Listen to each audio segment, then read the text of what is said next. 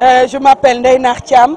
créé un mouvement bu tudd Mbolo Moy Doole pour jàppale jeunesse bi. Effectivement parce que banlieue bi xam nga koo gis tey jii ñu koy tudd rek banlieue la jógee donc banlieue bi la ñëpp dëkk léegi àddina bi yëpp ñu ngi banlieue te gis nañ ne chômage bi daf fi bëri doole donc là dañu ñëw pour xool naka la ñuy jàppale jeunesse bi. waaw bi mu juddoo yàggul parce que dama créé woon benn mouvement bu tudd le partage gestu askan wi doon joxe ceeb.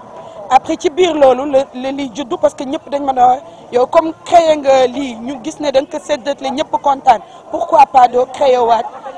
mouvement boo xam ne pour jàppale jeunesse yi man leen pourquoi pas. non fi mu nekk nii mouvement yu bëri ñu ngi ci bokk ñu ngi nii ñëwoon tey Guédiawaye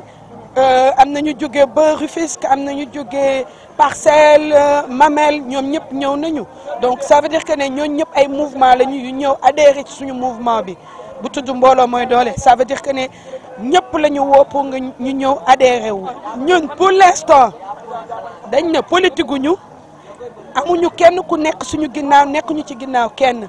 dañuy liggéey pour jàppale réew mi mais képp koo xam ne bëgg nga ñu jàppale nga ñëw pour développement wu réew mi nga ñëw dugal ci sa loxo parce que lii pour mbooloo la du pour benn parti pour ñëpp ñëw ñu booloo doon benn la.